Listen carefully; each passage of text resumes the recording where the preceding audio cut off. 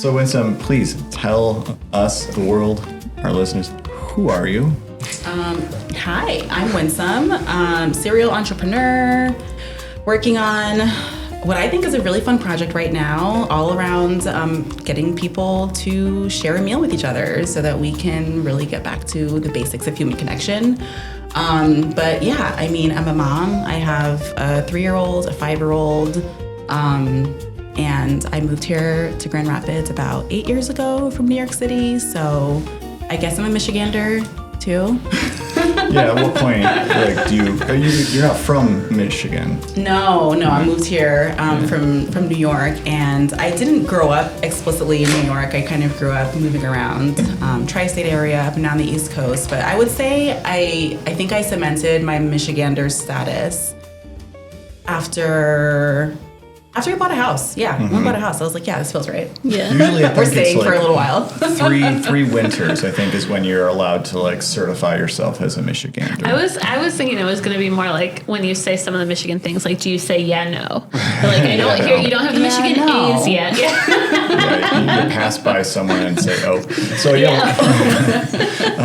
what are some of your observations on becoming a Michigander, especially from a place like New York, which I think, Michigander, I think both New Yorkers and Michiganders somewhat look down their nose at each other. But I'm curious. There's definitely truth to that. Yeah. I mean, the grass is always greener, right? But I think Michigan's a wonderful place.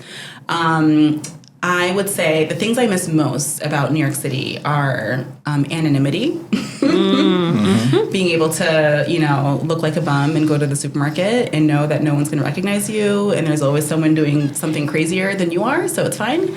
And then I miss having an international airport. And I know Grand Rapids is an international airport in quotes, but it doesn't hold a candle next to JFK. I mean, maybe that's a plug to our airport. I think they're working on it. They are working on it. There's some stages, and well, it is international, but we don't have. Canada's another country, guys. Yeah, and they have flights to Mexico too, right? Yeah. So we're working on getting the customs. Oh, that's right. That's part of what yeah. Oh, that's cool. Yeah. Oh, I don't know what the timeline is, but it is announced. Yeah. Yeah, it's definitely a hope. Breaking news. That would be a big right here. That would keep you here. That would make you want to stay. I've been here for a little while. I would say I'm staying for a little while longer. She owns a house. Yeah. Not something I probably would have done in New York City. Mm-hmm. But yeah, I think the thing that has been most different about living here, obviously winter is a little harsher, a little grayer, a little darker. But that's fine. I have a nice winter coat. I honestly feeling like I can really get to know people has been a little bit hard. And I feel like as I've socialized with more born and raised Michiganders and other folks who have also transplanted, it's a pretty common theme. Like, getting here and like really feeling like you have your sense of community just takes a while. Mm-hmm. And I think that is a testament to how tight-knit communities are here, which is awesome. But yeah, I don't know. That's probably like the biggest observation in New York City. There's so many people that have transplanted. They're just you can always find a connection and yeah. I love that you refer to yourself as a serial entrepreneur. Yeah. People with the spirit like that make me jealous because you're always it's a lot of trying heartache. new things. I know it's not easy. We met years ago when you were in the throes of a different business that was great, but probably ran its course. It was such a cool vision that you had. I do want to know more about what you're doing now, but I'm also curious about just the ecosystem of this community because I feel like that's one of the things that Grand Rapids continues to want to be is a place that people can dream, they can build. How's that been for you, and what has that looked like for how the community has supported or what you've either gaps or things that you'd identify for other people? So, I would say my first business, Pack Elephant, got a really warm welcome from Grand Rapids, and that's part of what helped me find community here. It was a corporate gift box company that highlighted small businesses, local businesses primarily, and packaged them up into these beautiful gift boxes for corporations that were doing internal gifts and client gifts. I think that Grand Rapids really does want to support the small business ecosystem. I think it's a great place to do that. What I have found as an entrepreneur is that there is, this gap between the small business and then becoming the big business, the national business that started in Grand Rapids. And to get to that next phase, really it's like phase 3 or 4 or 5, right? Like it takes a while to grow to that, but it takes capital, it takes a lot of resources. And I would say it's not just Grand Rapids. The Midwest in general is a little bit more risk averse when it comes to investing in businesses that allow them to grow into that larger national business. So That's interesting. Yeah, I think if your goal is to be a small business owner that grows more slowly, and that's fine, that's great. There are a lot of lifestyle businesses that grow at a steady pace and become just great pieces of their community and invest back in their community and hire folks from the community. I think what I'm working on now is something that I hope does scale more than that. And I think Grand Rapids has come a long way in trying to help businesses achieve that type of goal. So what I'm working on now, Breaking Bread AI, is a platform that helps facilitate in-person gatherings. So don't think of it as your typical kind of social connection app, because I think those really optimize for scale, like how many people can I connect with, but it doesn't really prioritize in-depth connection. What I'm doing is really trying to get people in small groups of 4 to 6 people to share a meal with each other, because that's where, you really can learn about someone and be known as well. I started this last year. I'm about 6 months in. The platform launched just, a couple months ago. We're still in the sausage making phase of it. So a lot of grace is required for my pilot customers. But I did a accelerator program through the MSU Research Foundation. It's called Conquer, which was really helpful in just giving us, access to some of the resources that the university has, but also putting us kind of elevating what we're doing on the Michigan stage so that we can get other opportunities, like I'm going to be down at South by Southwest cool. in March with Breaking Bread AI. Nice. Yeah, so. This is it's a fun part of the building process that I'm in right now. But I would say for anyone that does want to start a business here, there are a lot of opportunities and they're only growing. So that's great. That's awesome. Yeah. Yeah, I was listening, you're talking about like how the challenge of getting to know people as a transplant to the area. And I have to imagine that problem you're in some ways inspired by solving it through Breaking Bread. I imagine, is that part of the origin of like what was the impetus of Breaking Bread?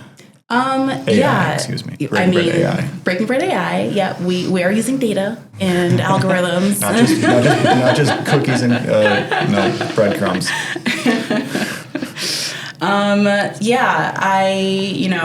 I think had this epiphany sometime, probably around this time last year, that, I have made a lot of connections in Michigan and Grand Rapids, but many of them were around my former business, and when I decided to close the doors on Pack Elephant, I was kind of left wondering, like, wait, where do my people go? Yeah.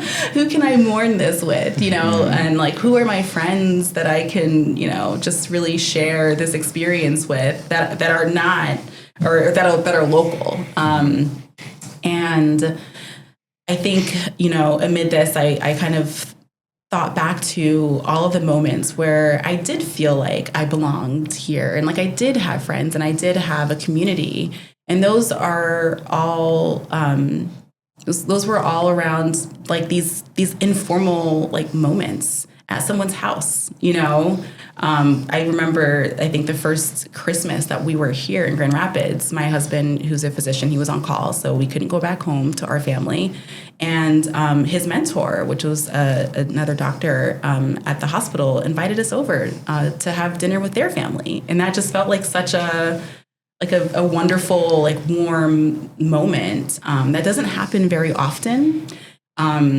And I was really craving more of that. And I think, you know, if you look at just where we are, you know, as a society in, you know, 2023, we got the Surgeon General warning loneliness as an epidemic. I think, you know, with the kind of tense political situation, you know, people really do feel the sense of isolation and like it's hard to connect, especially beyond, you know, social media where we feel connected. But when you put your phone down, who's around you?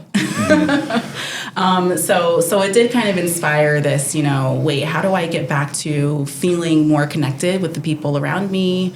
And as you know, at Leadership Grand Rapids, kind of did this really informal project. Me and then one of our other colleagues just started asking folks like, hey, would you be willing to host dinners at your house?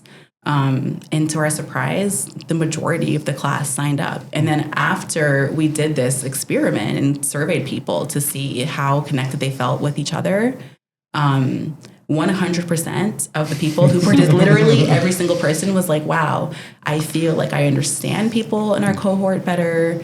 And by the way, I would love to do this again. And for the folks that didn't sign up initially because it wasn't the right time or because they weren't sure, you know, what the expectation was, they all wanted in on it too, right? So there was like this sense of FOMO, like, wow, that watching this happen in real time felt really special.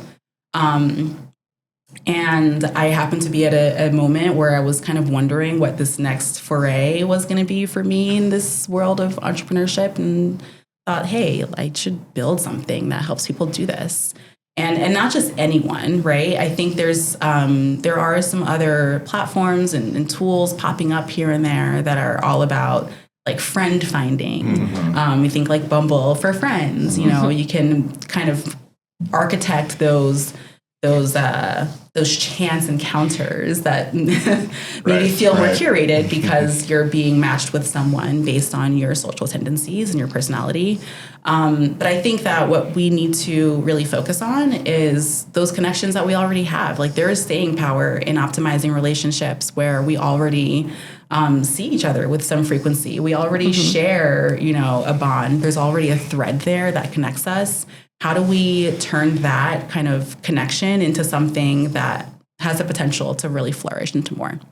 Something that I've been thinking about, and Allie and I have talked about a few times, like I agree completely with what you're saying. What I'm wondering about is how something like Breaking Bread AI sees things like healthy conflict, that finding deeper connections with people is, as we know from all of us being LGR alumni, that part of creating those connections and fostering them is healthy conflict, and to being able to have hard conversations with people that respect you despite you know disagreeing with you. And I'm wondering how do you see Breaking Bread AI tackling that problem, or at least addressing it in any sort of interesting ways? Well, I think any healthy conflict starts with like acknowledging, you know, others' humanity. And I think on a really basic level, just sitting down and sharing a meal, like that's an environment where like, okay, like we're human beings. We all do this. Everyone needs to eat. Everyone likes some form of bread, even if you're gluten-free. But, you know, our platform, we do have a series of questions. So there's a questionnaire. It's quick to fill out. It's based on the Big 5 personality test. And we do look at things like, you know, what is your conflict style? Like what your communication style? Are you someone that, you know, is really a straight shooter and you just kind of tell it like it is? Or are you someone that really approaches things with more of a diplomacy first mindset? And that's just one of many kind of things that we have on our sliding scale that you can, you know, decide where on the spectrum you fall. But I think that's a good example of like one of those measures where we would likely want to limit the groups that have people that are on the opposite side of the spectrum there, because there's so much more opportunity for miscommunication, right? And it has nothing to do with politics. It has nothing to do with, like what your interests are. It really is like how do you show up when something is a little bit uncomfortable. The other thing I would say is, the goal of Breaking Bread and like the ethos of the brand is, let's try and understand like where we're coming from. Like that's kind of the point. And the people who so far have been engaging with this are the people that, feel strongly about like trying to reach out and understand other perspectives. So kind of draws a specific type of person. I think there's a really neat element too to the idea behind having it in your home, right? Because I think we've gotten into this culture of let's just meet for an hour or let's go to this place, right? And I think there's a different level of intimacy when you welcome somebody into your home or when you have the respect of going into someone else's home, and also gives you that opportunity to just like be more casual isn't the right word, but it's just more connected, right? Yeah. And it definitely gives you that. And I think we don't prioritize that. I've never had anybody over to my home, my current home. So you haven't just not prioritized it. You just don't do it. Right? It gives you that. So what's stopping you? Is it because it's awkward to reach out to people and say like, hey, come over? Or do you like your space? Like what is driving that decision? Red couches, it's right? the red couches. It's a good reminder of how much we appreciate when other people invite us into their space and why we should also be thinking about that for people to make those genuine connections, right? Yeah, it's something about the inviting people into your space. It's something I have struggled with on both extremes. Like having, my kids are 8 and 10, almost 11. So, when they're younger, sometimes it's easier to stay home, but then also there's kind of that like curated mom community of like the perfect home or having friends who are in different places in their lives and their work lives, of the ability to do that versus not, and kind of like a fear of judgment that comes even from people that and love, right? And I've found recently in going to some different people's homes who are at a similar stage in life, like the term I keep hearing people say is like, I'd love for you to come over, but just so you know, like we haven't cleaned up. Like my house looks lived in right now. Like I keep hearing and that. It should. Right. You live there. It should. But like it is, it's easy to say here, like, yes, your house should look lived in. But like, honestly, if you came over to my very lived in house right now, like, you may be horrified. Like, could you live in it less? People who live in my house leave food on the floor. Like, that's my baseline. I mean, like I said, I have a 3 and 5-year-old, But that's the point. Like, people understand, and like I think we internalize too often like what we imagine people's judgments to be about like our lived space. Like, I have the same. We all struggle with that, and if we all struggle with that, maybe we should all acknowledge that we all struggle with it. We can acknowledge it. And I think, honestly, social media has a big role to play in setting us up for these unrealistic expectations of like what our home should look like and what gathering should look like. And, it becomes this like formal, picture perfect ideal that we're all trying to achieve. And that's not the reality of like being a human being that like lives with your family. But all that said, we do have a lot of options for breaking bread. It doesn't have to be in your home. And that's one of the things that's evolved since doing this project with Leadership Grand Rapids. If you are more comfortable playing host at a restaurant, then you can do that too. Is that a sponsorship opportunity? Is it a sponsorship opportunity? Yes. Like, could a restaurant like sponsor Oh, yes, that? absolutely. So Okay. restaurants could sponsor it. We're working to figure out, like, with restaurants what it looks like to create, the familiarity of a breaking bread meal for folks that are hosting at a restaurant as opposed to their homes. And honestly, some people want to go to a meal that is kid friendly, and other people are like, I want to actually be able to talk to people without chasing after my toddler. So I think just capturing all of these preferences is something that we've really baked into the process so that it can really be, like, show up as you are, where you are, because being inclusive is, I think, the priority. I have another question unrelated to Breaking Bread AI. Shoot. Mm-hmm. Something that's been a hot question in my household this week has been, first of all, I think everyone at this table is familiar with 6-7, correct? I'm looking around. Define familiar, because I feel like I know what it doesn't mean. I don't think anyone knows what it means, and also I think everyone kind of knows that it doesn't mean anything, if that makes sense. My question for the table, we're all not in the generation that is currently lifting up 6-7, if you will. What was your 6-7? An appropriate version of 6-7? Ideally.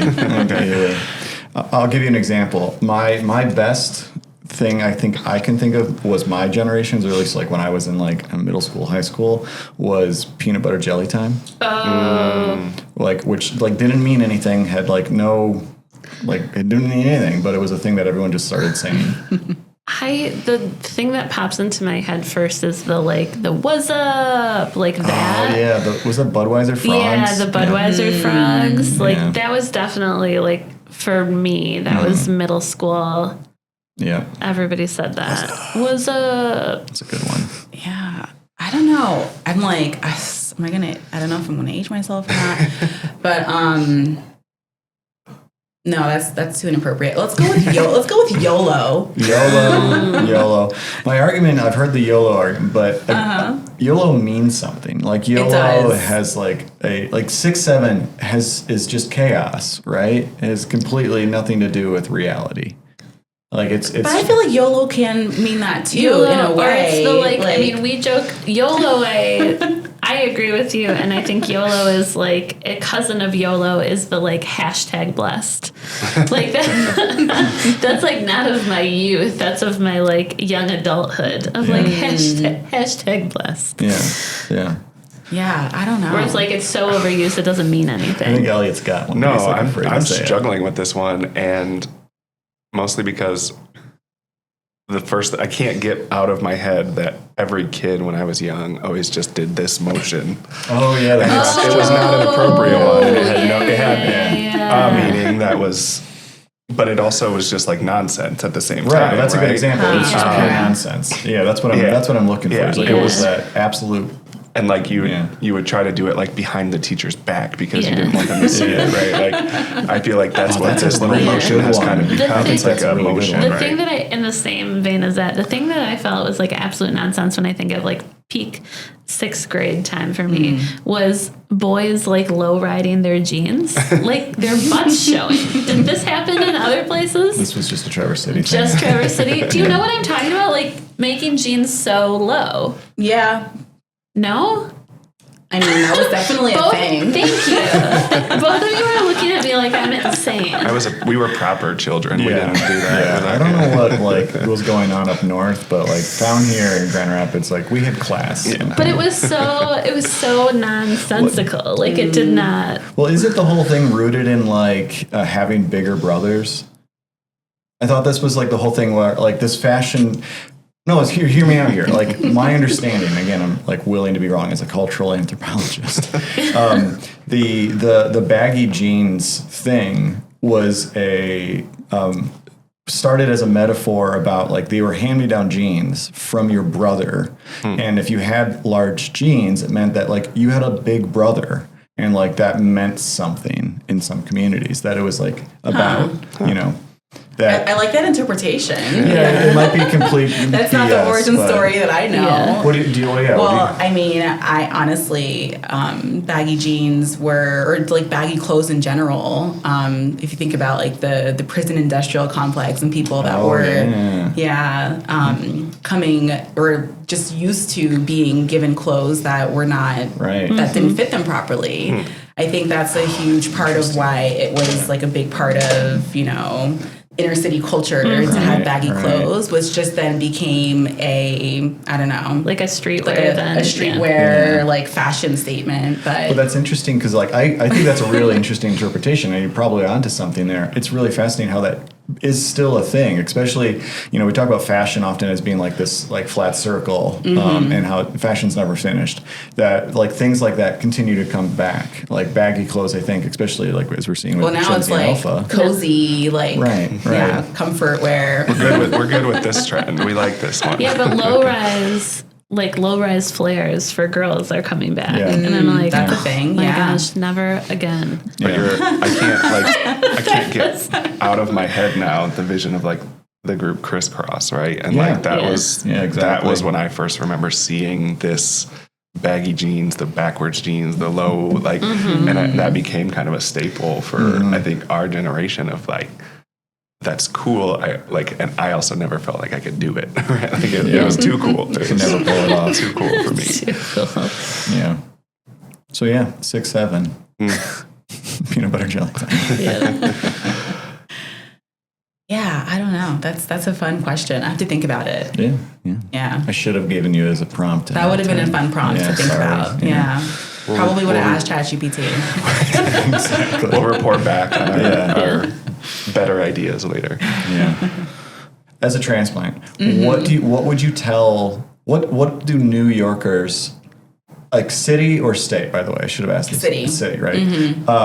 What do New Yorkers get wrong about Michiganders, and what do Michiganders get wrong about New Yorkers? Well, okay. First of all, when we moved out here, my husband matched for residency in Grand Rapids. So that was what landed us here. And I remember thinking, like, are there going to be sidewalks? Mostly. Oh my gosh. Where was the place that you went that didn't have the sidewalk that you did that video about? Sorry. Oh, Phoenix. Yeah. Phoenix. Phoenix doesn't have sidewalks. See, some places. Interesting. I don't know. Great, yeah. But I think that people that come to visit us are always like so impressed and surprised by just how much infrastructure there is here. Bar. They're like, wow, they're like tall buildings. And I'm like, well, yeah, it's a city, it's a small city, but it's a city, And I would say the one thing that Michiganders get wrong about New Yorkers is that we're mean. Yeah.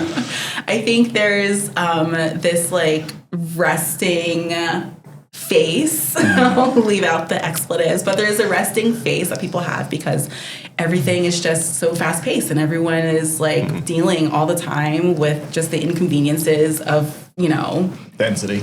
Yeah, like you're traveling an hour to get to work in the morning on the subway through crowds and like you're walking fast on the sidewalk because you're trying to just get where you're going, and people think that New Yorkers are mean and I don't think they are. I think we're really nice. This week, this will contextualize when we're talking about this for people, but it's been interesting to watch this social media trend of these guys from Britain. I think it's Josh and Jace. Is that right? I have seen that.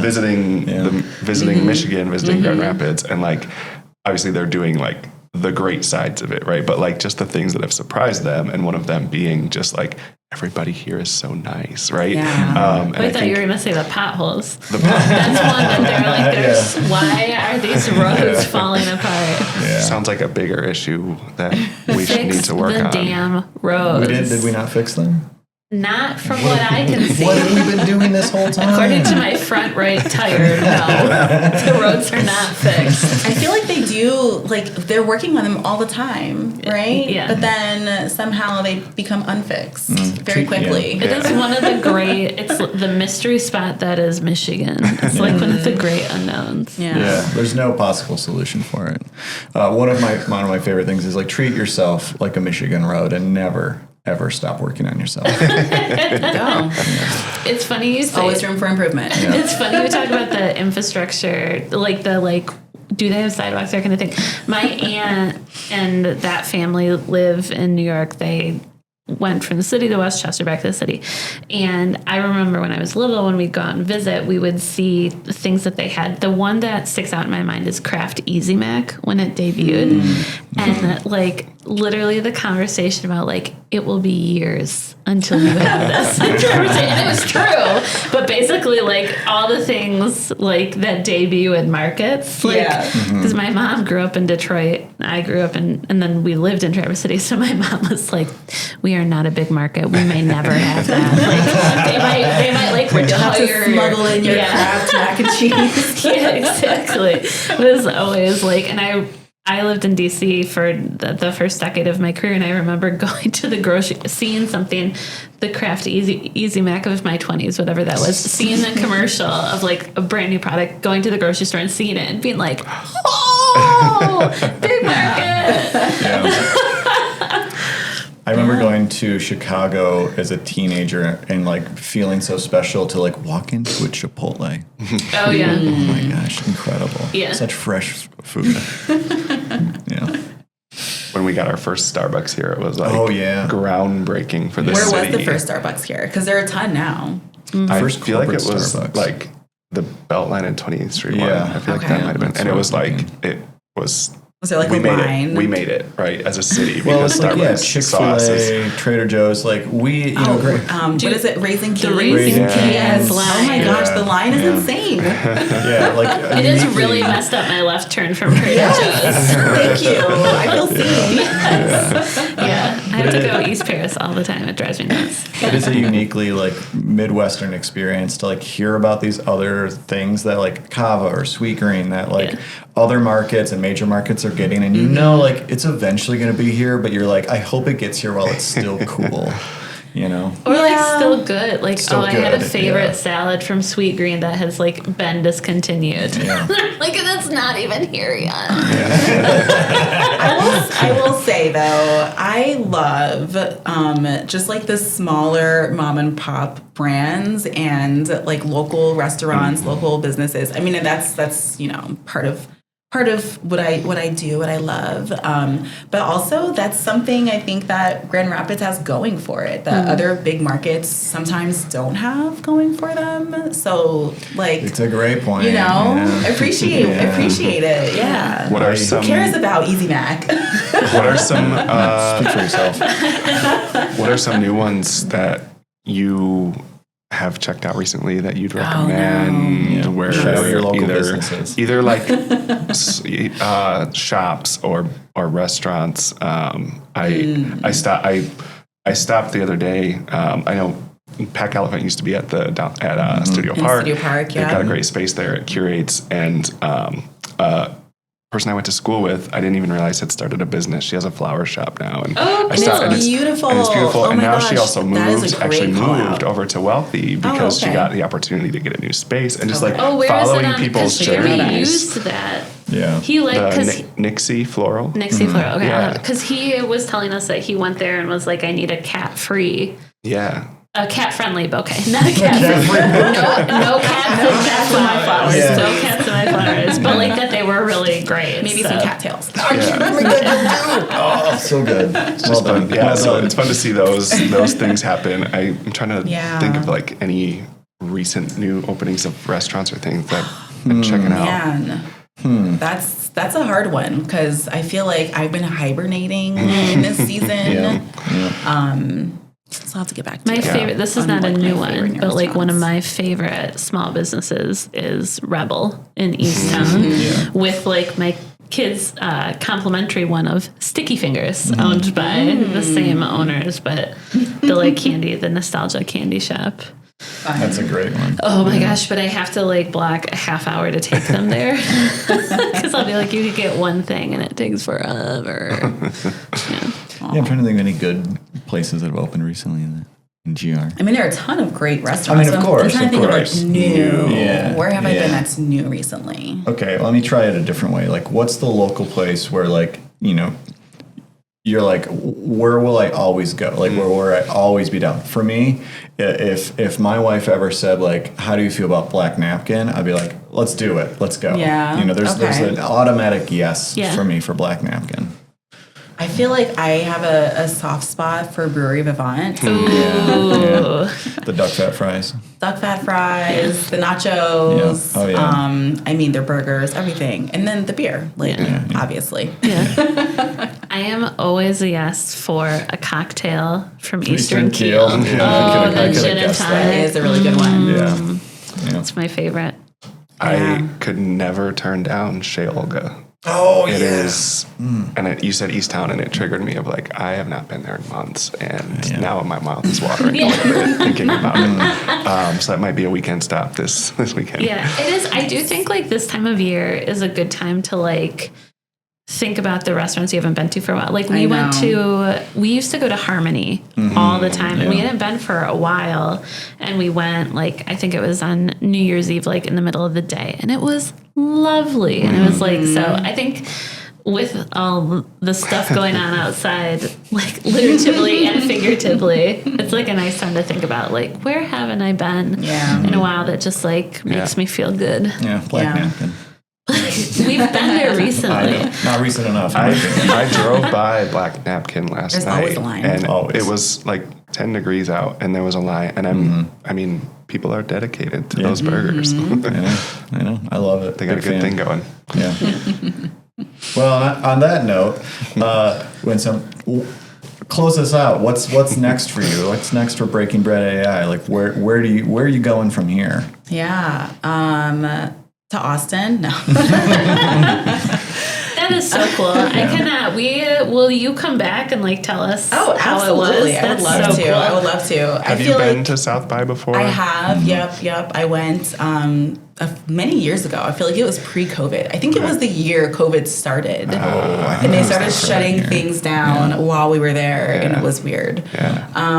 But yeah, I mean, with Breaking Bread AI, I am really hopeful to have this in the hands of a lot of different organizations, both in Grand Rapids and elsewhere, because I think now is the time. Like, there is like this timeliness to us. Prioritizing our relationships and our connections. Do you have a tagline for Breaking Bread AI?